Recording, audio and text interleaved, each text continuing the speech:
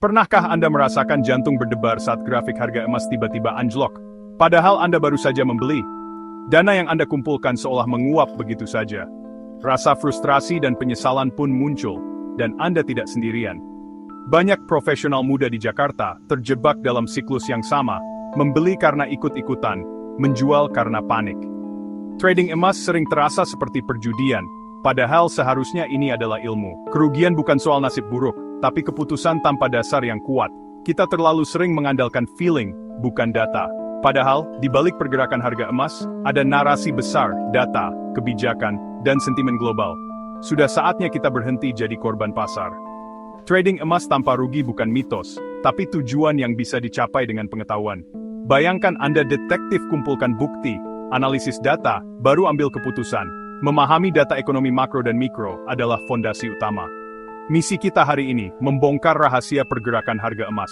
Ganti spekulasi dengan analisis, kepanikan dengan strategi.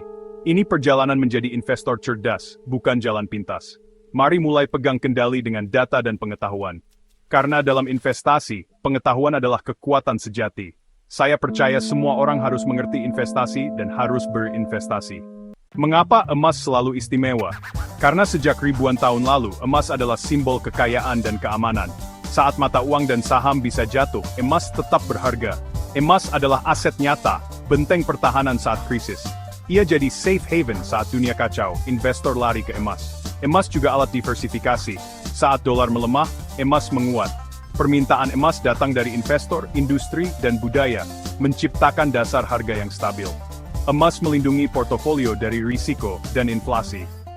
Emas sering menjadi pelindung utama dari inflasi, terutama saat nilai mata uang turun. Inilah alasan emas tetap relevan hingga hari ini. Untuk memahami harga emas, dengarkan kebijakan bank sentral, terutama The Fed. Suku bunga adalah kunci naik. Emas kurang menarik, turun emas jadi incaran. Pengumuman FOMC selalu jadi momen penting bagi trader emas. Selain suku bunga, ada quantitative easing, pencetakan uang besar-besaran yang memicu inflasi. Saat inflasi mengancam, emas jadi pelindung nilai. Trader cerdas selalu memantau pernyataan bank sentral. Satu kata dari pejabat The Fed bisa menggerakkan pasar emas. Selain bank sentral, kebijakan fiskal pemerintah juga memengaruhi harga emas. Stimulus besar dan utang negara yang meningkat bisa menurunkan kepercayaan pada mata uang. Saat kepercayaan pada dolar menurun, investor beralih ke emas. Belanja pemerintah yang berlebihan memicu inflasi, sahabat emas. Trader emas harus memantau anggaran, defisit, dan utang negara. Analisis berita politik dan ekonomi jadi kunci. Kebijakan fiskal yang sembrono adalah sinyal potensi lonjakan harga emas.